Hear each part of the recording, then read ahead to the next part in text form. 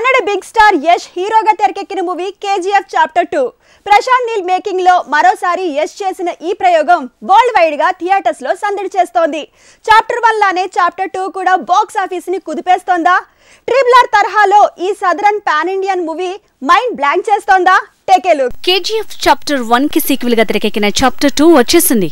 Triple R తర్వాత south నుంచి వచ్చిన మరో పాన్ ఇండియా మూవీగా అసలు సిసలు సినీ సునామీని తెచ్చింది. చాప్టర్ 1 క్లైమాక్స్ తో మొదలైన చాప్టర్ 2 కథలో రాఖీ కేజీఎఫ్ ని ఏలటం ఎదగటమే మెయిన్ థీమ్ గా ఉంటుంది. ఇక సీన్ లోకి వచ్చిన కొత్త విలన్ ఆధిరాన్ని ఎదురిస్తూనే పీఎం ని కూడా ఫేస్ చేస్తూ దూసుకు వెళ్లే రాఖీ భాయ్ అన్ని సవాళ్లను ఎలా దాటుకుంటూ వెళ్లాడు అనేదే అసలు కథ.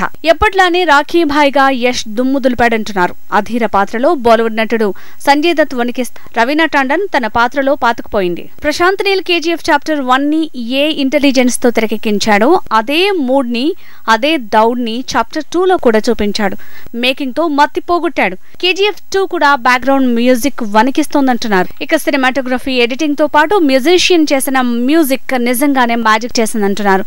ఓవరాల్ గా సౌత్ నుంచి ట్రిపుల్ ఆర్ సునామీ క్రియేట్ చేశాక అదే స్థాయిలో దుమ్ము దులిపేలా ఉందట మరో సౌత్ మూవీ కేజీఎఫ్ 2.